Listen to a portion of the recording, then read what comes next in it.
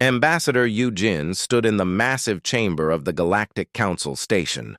The walls stretched up so high that she could barely see the ceiling. Strange lights danced across the metal surfaces, and the air smelled like burning copper. She had been waiting for 2 hours, but no one had told her why she was called here. The chamber doors opened with a deep rumbling sound. 12 different alien beings floated, walked, and slithered into the room. Yu Jin had met most of them before during peaceful talks, but today their faces looked cold and angry.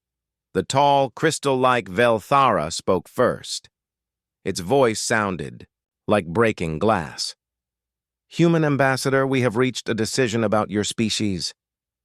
Yu Jin kept her face calm, but her heart started beating faster. "What decision?" A floating cloud of gas that called itself a nebulon moved closer. When it spoke, its voice came from everywhere at once. "Your people have become too dangerous. You develop weapons too quickly. You ask too many questions. You do not follow the rules that keep the galaxy safe." "We have always followed the peace agreements," Yu Jin said. "Earth has never attacked anyone." The insect-like Kirite clicked its mandibles together. "You think we do not see what you build in secret? You think we do not know about your hidden research?" Yu Jin felt cold sweat on her back. What did they know? Earth had some secret projects, but every planet did. It was normal to keep some things private. The crystal being's light grew brighter. "We offer you a choice, human. Your people can accept our protection or face the consequences." "What kind of protection?" Yu Jin asked. "You will give us all your weapons, all your warships, all your military bases. Your soldiers will be relocated to safe worlds where they cannot harm anyone. Your scientists will work under our guidance. This is for the good of the galaxy." Yu Jin stared at them. "You want us to become prisoners?" "We prefer the word protected," the Nebulon said. "Many species have accepted our help. They live peaceful lives now. And if we refuse?" The 12 aliens looked at each other. The crystal being's light turned red. "Then we will force you to accept. You have 72 hours to decide. After that, our fleets will come to collect your weapons whether you agree or not." Yu Jin's mind raced. 72 hours was not enough time to evacuate Earth or hide their important facilities. "Can I speak to my government?" "Of course. Use the communication array in your quarters. But remember, Ambassador, we will be listening." The aliens began to leave the chamber. Yu Jin called out, "Wait! Why are you doing this now? What changed?" The crystal being stopped and turned back to her. "Your people discovered faster-than-light communication last month. They built 3 new types of energy weapons in the past year.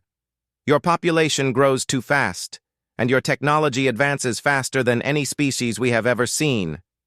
You are becoming a threat. But we use our technology for exploration and defense. We have never invaded anyone." "Not yet," the insect creature said, "but you will. All young species think they are different. All young species believe they are peaceful. Then they grow strong, and they become conquerors. We have seen it 1,000 times. So you destroy them before they can choose for themselves? We protect the galaxy from chaos," the Nebulon answered. "Order must be maintained."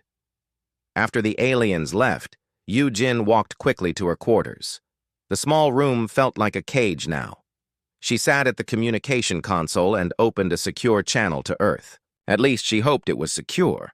Commander Kyung-ho's face appeared on the screen. He was sitting in the Defense Command Center in Seoul. "Yu Jin, we've been waiting for your report. How did the meeting go?" "Not well. They want complete surrender in 72 hours. Kyung-ho's expression darkened. "Surrender of what?" "Everything. All weapons, all military forces, all our freedom. They want to relocate our people to other worlds under their control." "That's not surrender. That's slavery." Yu Jin nodded. "They say they've done this to other species. They call it protection. but it sounds like prison to me. Kyung-ho was quiet for a moment. Do you think they're serious about using force? Yes. They already have ships moving toward our system. I can see them on the long-range scanners here. How many ships? At least 50. Maybe more. They're confident we can't fight back. Kyung-ho leaned forward. Yujin, I need to tell you something. We might have more options than they think. What do you mean? I can't say much over this channel, but Earth hasn't been sitting idle for the past 20 years. We've been preparing for something like this. Yujin felt a spark of hope. Preparing. How? Dr. Haewon and her team have been working on projects that not even our own government knows about completely. And Admiral So Young has been very busy in the outer system. Can we actually fight them? Maybe. But first we need more information. Can you find out how many ships they really have? What weapons they're carrying? How they plan to attack? Yujin thought about it. I can try. They think I'm just a diplomat. They might not guard their information carefully around me. Be careful. If they suspect you're spying, they might not wait 72 hours. I understand. Kyung-ho, what should I tell our people? Tell them the truth. We won't surrender. We won't become slaves. If they want Earth, they'll have to take it by force. Yujin smiled for the first time that day. And if they try? Then they'll learn why humans survived on a planet full of predators for millions of years. They'll learn why we fought our way to the stars. They think we're soft because we talk about peace. They're about to discover how wrong they are. The communication ended, and Yujin sat alone in her quarters. Outside the window, she could see the alien ships gathering like storm clouds. They looked powerful and frightening. But for the first time since the meeting, she didn't feel afraid. She had work to do, information to gather, and Earth was counting on her. The countdown had begun. Dr. Haewon stood in front of the huge metal doors deep beneath the mountains of South Korea. Her hand pressed against the scanner, and the doors opened with a soft hiss. Behind them lay Project Silent Thunder, Earth's greatest secret. Commander. Kyung-ho walked beside her into the hidden facility. The tunnel stretched for kilometers underground. Bright lights showed the way ahead, and the air hummed with the sound of powerful machines. How long have you been building this? Kyung-ho asked. 15 years, Haewon replied. Ever since we realized the aliens were watching everything we did on the surface.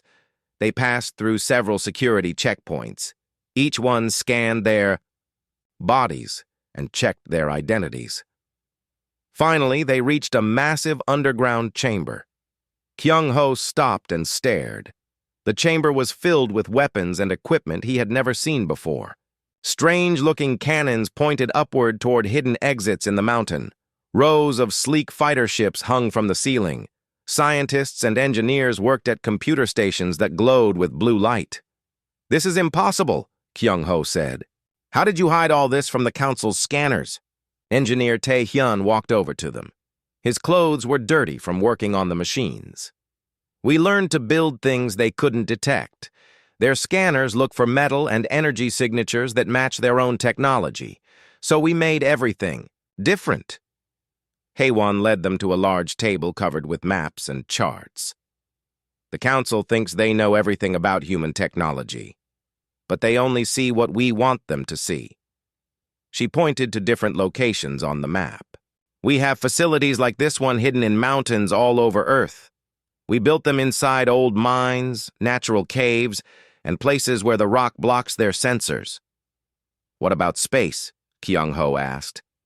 They must be watching our orbital factories, Tae-hyun smiled. Come see this. He led them to a computer screen that showed the solar system. Dozens of red dots appeared around the planets and asteroids. Each red dot is a hidden installation, Tae-hyun explained.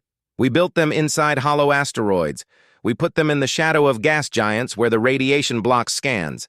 We even have some floating in the empty space between planets, using technology that makes them invisible.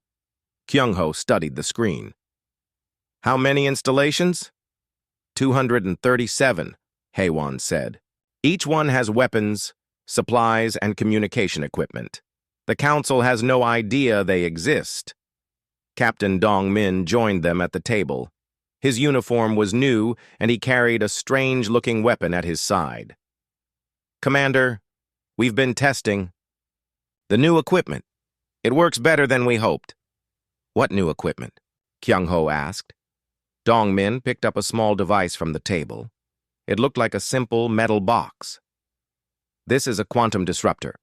Dr. Haywan's team built it using information we gathered from 20 years of alien contact. What does it do? It cuts off their communication, Haywan explained. The Council's ships talk to each other using quantum entanglement. All their commands come from central computers on their homeworlds. If we break those connections, their fleets become helpless. Kyung-ho felt excitement growing in his chest. They can't coordinate attacks without communication. Exactly. And there's more. Dongmin led them to another area of the chamber. We've been studying every piece of alien technology we could get our hands on. Trade goods, diplomatic gifts, even trash they left behind. Specialist Minho looked up from his workstation. His desk was covered with pieces of alien equipment. Every species has weaknesses they don't know about.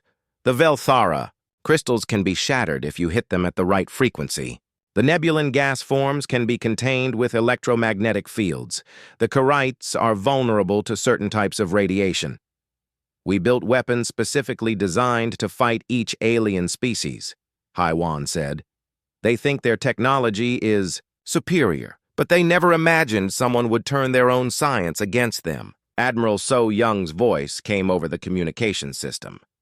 Command, this is Deep Space Fleet.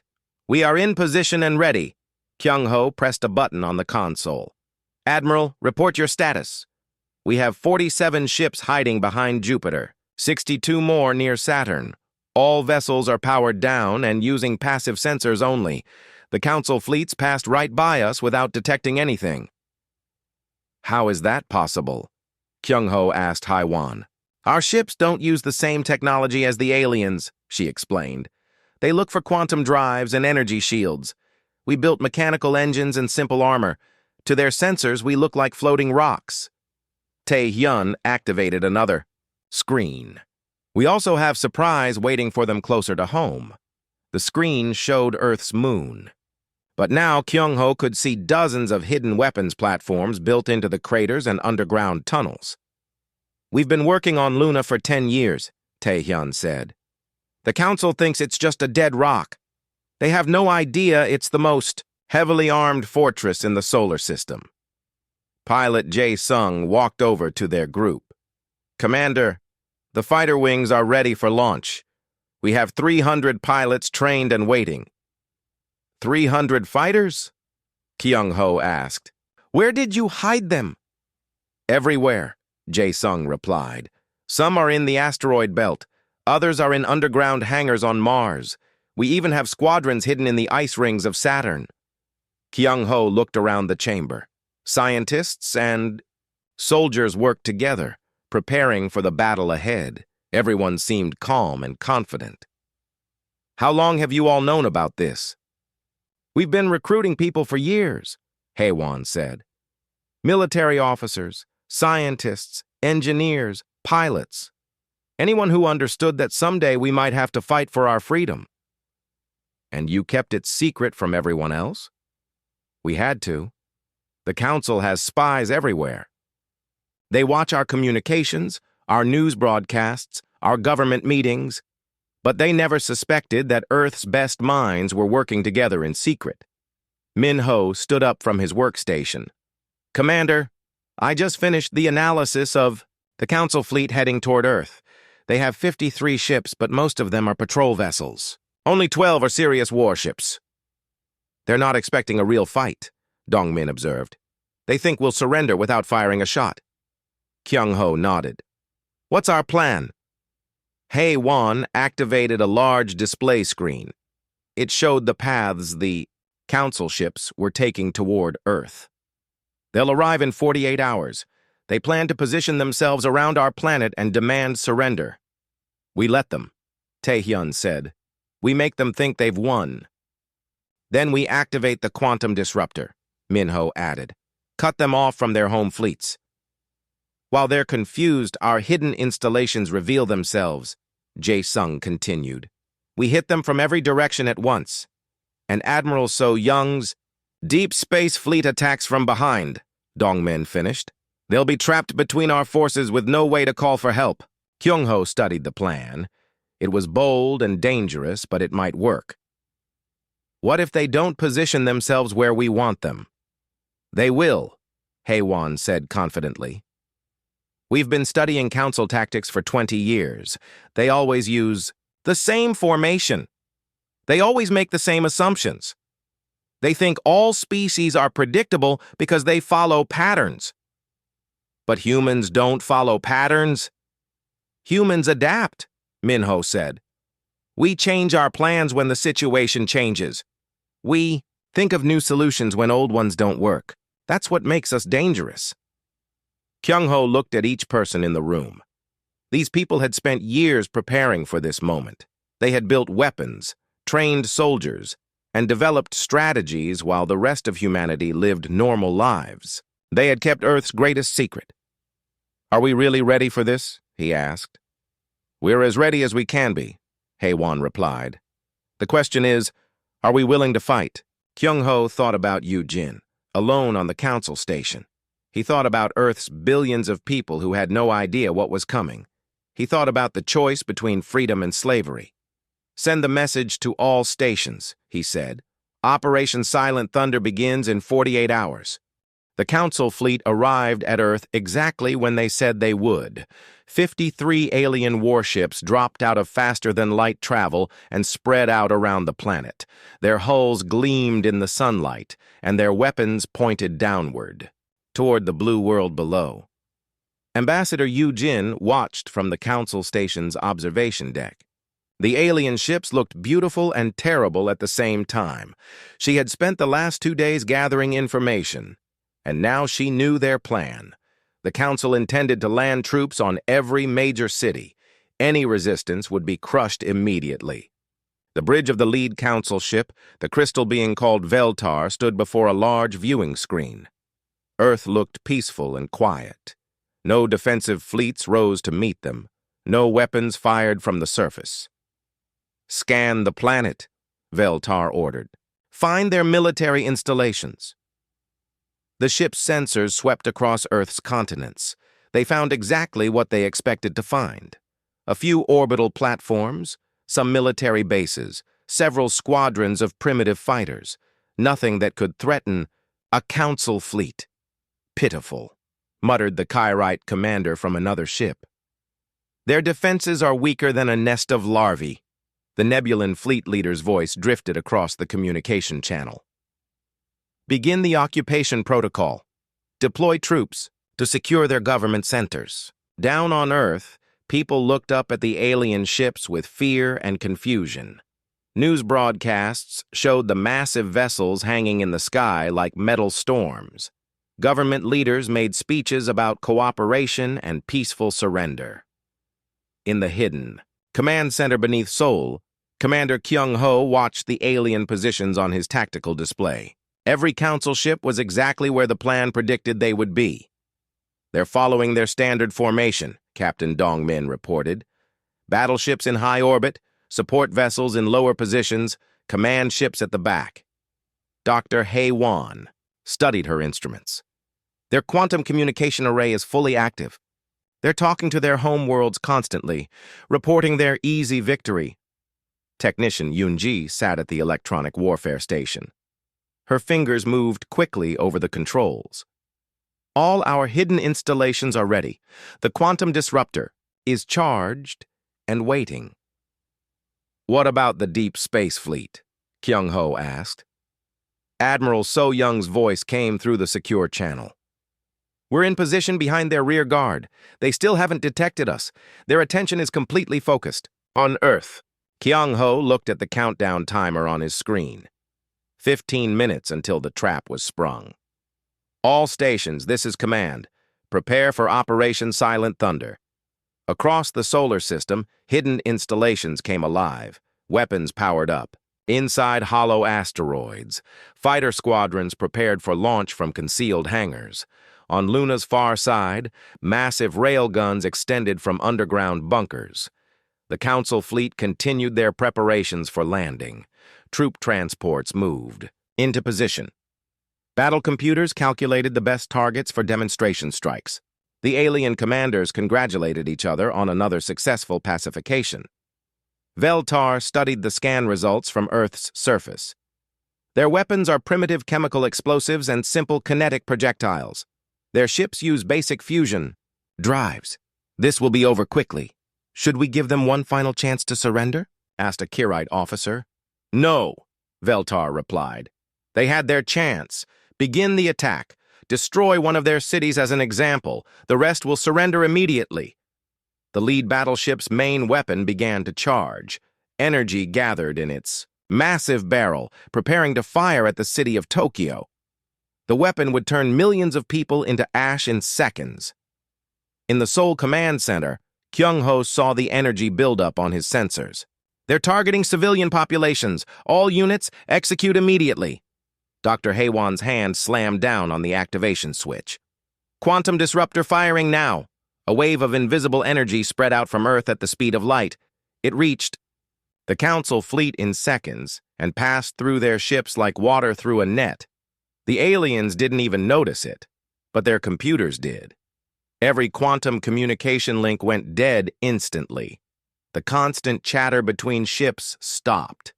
The data feeds from homeworlds vanished. Navigation computers lost their connection to central databases. On Veltar's ship, warning lights began flashing. Communication officer, report. Sir, we've lost all quantum links. I can't reach any other vessels. Switch to secondary channels. Secondary channels are also down. So are the backup systems. For the first time, Veltar felt a cold touch of fear.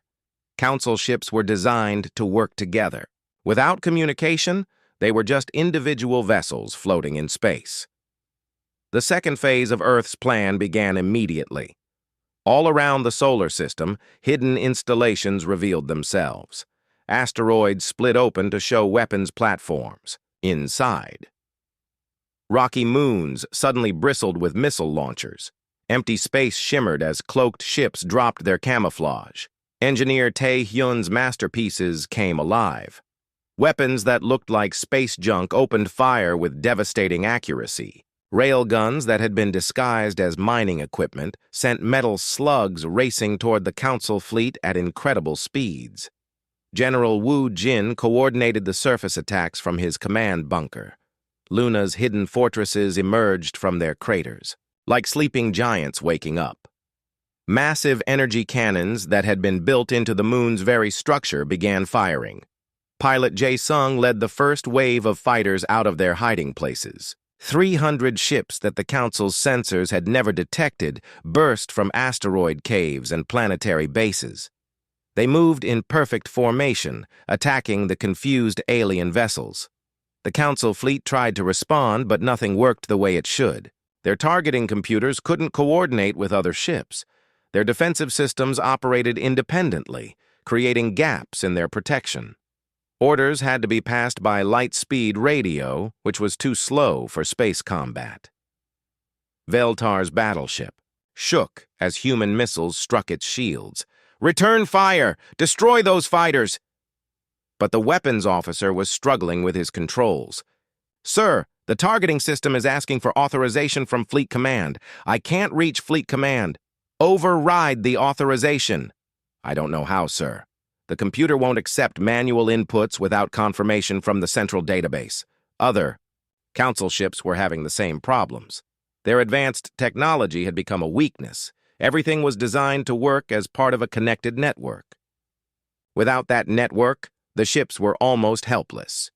Admiral So Young's deep space fleet struck from behind like a pack of hunting wolves. Human ships that looked crude and primitive compared to alien vessels proved to be fast and deadly.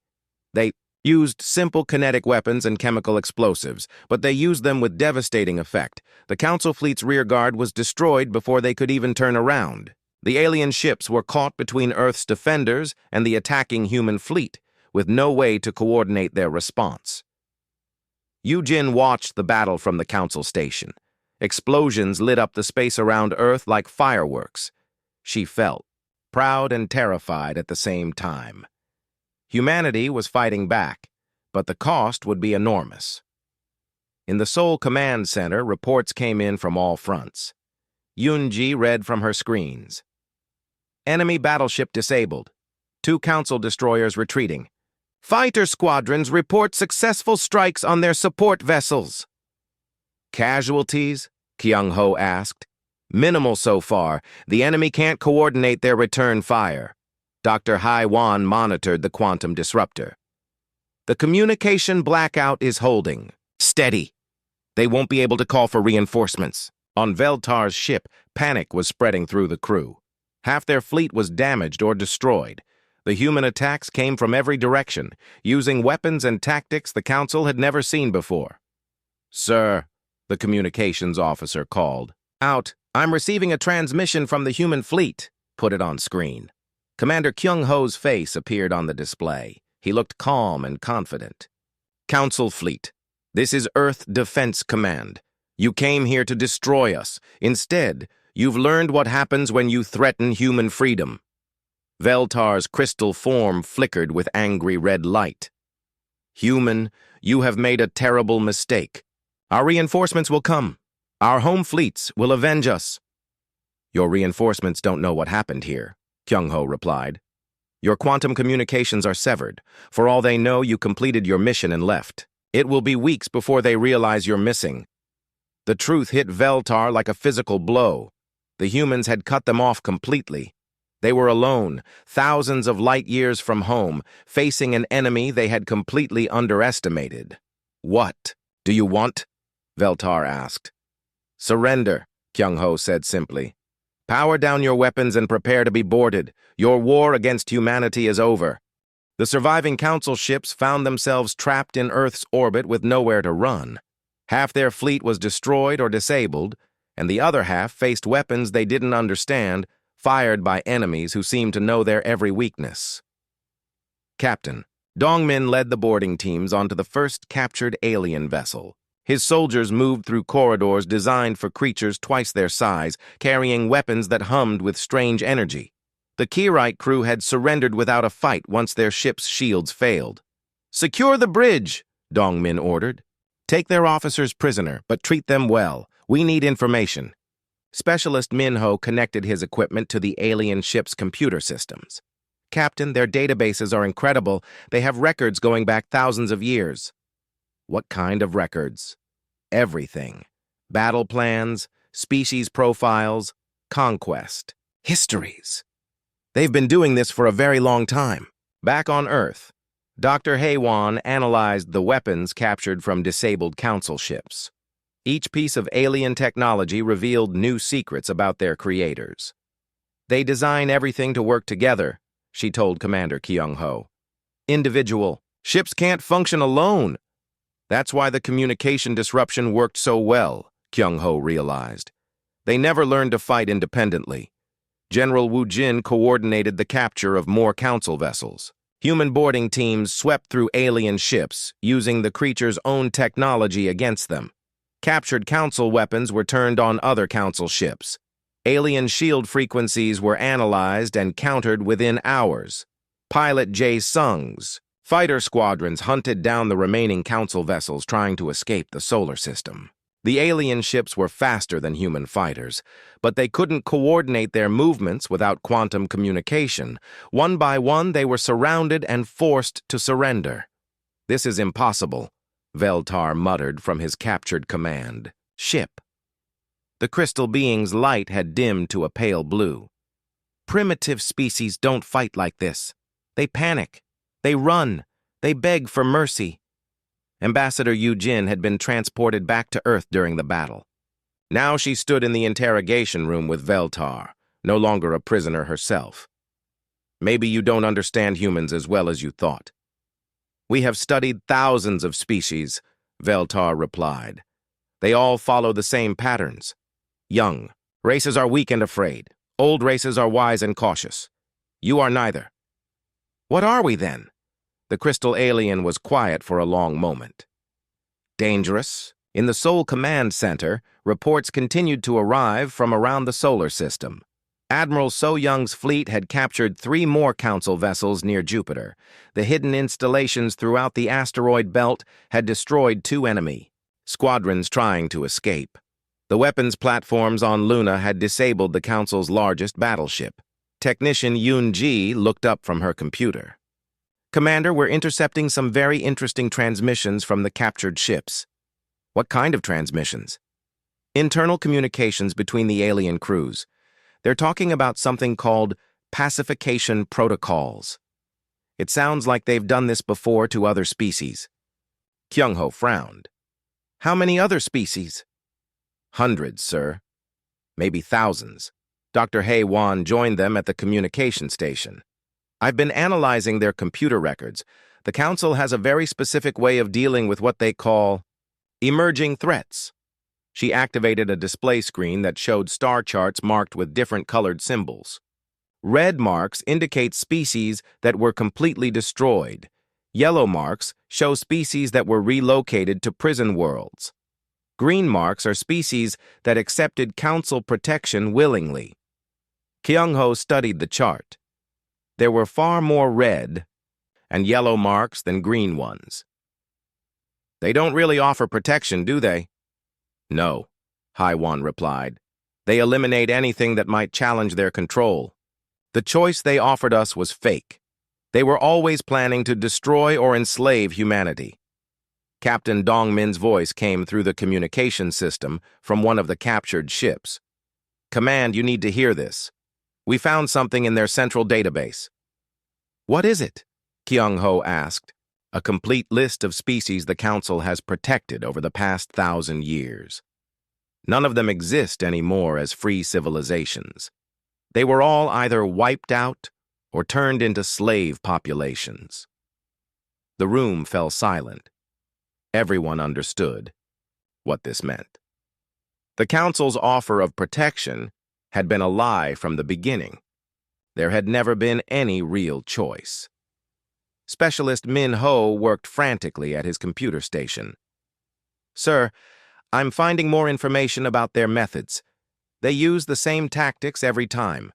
Overwhelming force, demands for surrender, then systematic, destruction of the species' culture and technology. How many species fought back? Kyung-ho asked. Very few. Most surrendered immediately when they saw the size of the Council fleets. And the ones that fought? Min-ho's expression was grim. They were completely destroyed. Their worlds were burned, their populations scattered. The Council made examples of them to terrify other species. Yujin's voice came through from the interrogation room. Commander, Veltar wants to make a deal. What? Kind of deal? He says the Council will leave humanity alone if we release their ships and crews. Kyung-ho almost laughed. After what we've learned, I don't think so. He walked to the interrogation room and faced the crystal alien. Your people have been murdering entire civilizations for centuries. You came here to enslave or destroy us. Why would we trust anything you say now? Veltar's light flickered weakly. You don't understand the dangers of the galaxy. Young species always become aggressive. They always try to conquer others. We maintain peace by preventing war. You maintain control by committing genocide, Yujin said. That's not peace. That's tyranny. We are the oldest and wisest species in the galaxy. We know what's best for everyone. Kyung-ho shook his head. No one knows what's best for everyone. That's why people should be free to choose for themselves. Meanwhile, the interrogation of other captured Council officers was revealing even more disturbing information. The Kirite commander admitted that his species had been conquered by the Council 500 years ago. They were forced to serve as soldiers in exchange for being allowed to survive. The Nebulan officer revealed that many Council species were actually slaves or client states. Only a few races at the top of the hierarchy were truly free. The rest lived under constant threat of destruction if they disobeyed orders. General Wu Jin brought this information to the command center. "Sir, it appears the Council isn't really a voluntary alliance. It's an empire built on fear and slavery." "How many species are trapped in this system?" Kyung-ho asked. "Dozens, possibly hundreds. They've been forced to help the Council conquer, other races to protect themselves." Dr. Haewon looked up from her analysis. "Commander, I think I know how to break the Council's control over the galaxy." "How?" "Their entire system depends on quantum communication networks. Every Council world is connected to a central command system. If we could disrupt that network on a galactic scale, their empire would collapse," Kyung-ho finished. "The enslaved species would be free to rebel." "Exactly. But we'd need to capture their central communication hub." Specialist Minho pointed to a star chart on his screen. "According to the captured data, the hub is located at a space station in the Vega system. It's heavily defended and considered the most secure location in Council space. Can we reach it?" "Not with our current ships," Admiral So Young's voice came through the communication system. "But the captured Council vessels have faster-than-light drives. We could use their own ships against them." Kyung-ho considered the plan.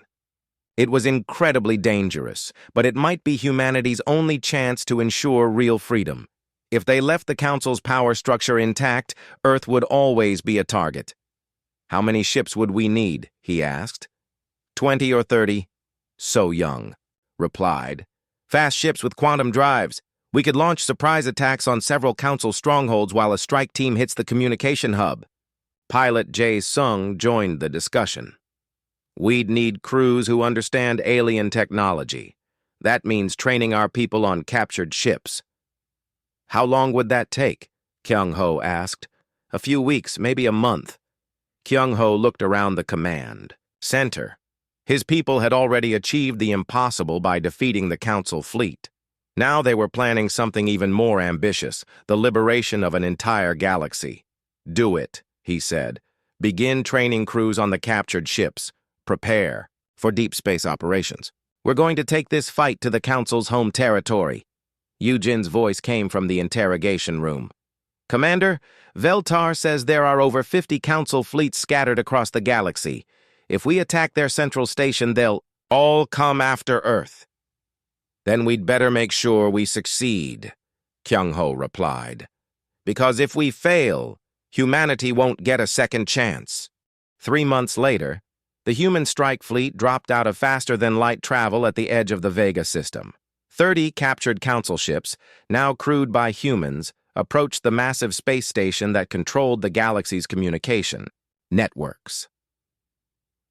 Commander Kyung-ho stood on the bridge of the former Council flagship, watching the enemy fortress grow larger on the viewing screen. The station was enormous, built over thousands of years by dozens of different species. Its weapons could destroy entire fleets, and its shields had never been breached. Captain Dongmin reported from the weapons station. "All ships ready for attack. The quantum disruptors are charged and standing by." Dr. Haewon monitored the technical systems. The station's communication array is operating at full power. Every Council fleet in the galaxy is connected through this hub. "How many ships are defending it?" Kyung-ho asked. Specialist Minho studied his sensors. 47 vessels in close orbit, mostly heavy battleships and fortress platforms. They're not expecting trouble. That was exactly what the humans had hoped for. For 3 months, Earth's forces had been capturing Council ships throughout the galaxy. Each victory had been carefully planned to look like accidents or technical failures. The Council leadership had no idea they were under systematic attack. Admiral So Young's voice came through the communication system from her position near the station's rear defenses. "Strike Team Alpha in position. We're ready to board the station when the shields go down." Pilot Jae Sung led a squadron of fighters hidden among the station's supply traffic. "Fighter wing ready. We can reach the communication core in 15 minutes once the attack begins." Kyung-ho took a deep breath. Everything they had worked for came down to the next few hours. If they succeeded, the Council's empire would collapse and billions of enslaved beings would be free. If they failed, Earth would face the revenge of 50 Council fleets. All units, begin the attack. The first phase went exactly as planned. Human ships that looked like normal Council vessels opened fire on the station's defenses. The Quantum disruptors activated simultaneously, cutting off the station's connection to the rest of the galaxy. For a few crucial minutes, the defending ships were confused.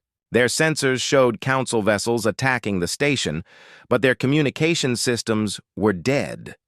They couldn't contact their commanders or understand what was happening. By the time they realized the attacking ships were captured vessels, crewed by humans, it was too late. Earth's forces had disabled half the defensive fleet and broken through the station's outer shields. Jae-sung's fighters raced through the station's interior corridors, heading for the central communication core.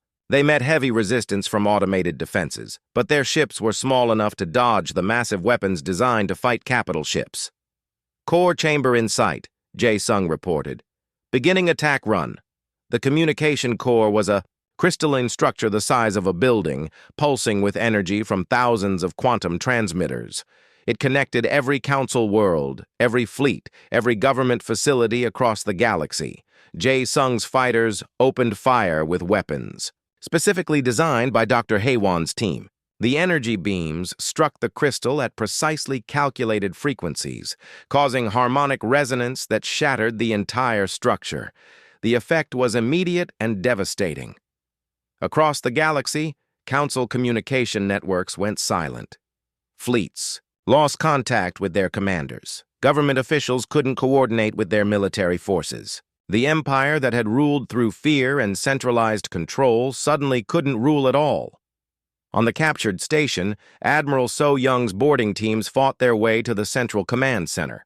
They found Council officers frantically trying to restore their communication systems, not understanding that the core itself had been destroyed. "Surrender immediately," So Young announced as her soldiers surrounded the alien commanders. "Your empire is finished." The Council's supreme leader, an ancient crystal being called Zarvel, refused to believe what was happening. "This is impossible. You are a primitive species. You cannot defeat the Council." "We just did," So Young replied. "Your fleets are cut off from each other. Your governments can't coordinate responses, and we have something you never expected." "What?" "Allies. Throughout the galaxy, enslaved species that had served the Council for centuries began to rebel. Without central coordination, Council forces couldn't respond effectively to uprisings on dozens of worlds simultaneously. The Kirite soldiers who had been forced to fight for the Council turned their weapons on their former masters. The Nebulan colonies declared independence and began broadcasting the truth about Council atrocities. Even some of the older Council species began to question their leaders' actions. Back on Earth, the Liberation Fleet's success was broadcast to every human settlement in the solar system. People cheered in the streets as they watched footage of Council ships surrendering to human forces. Ambassador Yu Jin, now serving as Earth's representative to the emerging Galactic Coalition, addressed the captured Council leadership. "For 1,000 years, you ruled through fear and oppression. You destroyed entire civilizations and enslaved countless species. That ends now." Zarvel's light flickered with desperate anger. "Without the Council, the galaxy will fall into chaos. Young species will fight each other. There will be endless wars." "Maybe," Yu Jin admitted. "But that will be their choice. Freedom includes the right to make mistakes." "You don't understand the responsibilities of power," the alien leader insisted. "We understand the responsibility of protecting freedom," Kyung-ho replied, entering the command center. "Earth offers cooperation, not domination, alliance, not conquest." Over the following weeks, the new galactic order began to take shape. Representatives from dozens of liberated worlds gathered on the captured Council station, now renamed Freedom Station. They came to discuss cooperation, trade agreements, and mutual defense pacts. Dr. Heywan worked with scientists from multiple species to develop new technologies that could benefit everyone. Without the Council's restrictions on research and development, innovation flourished across the galaxy.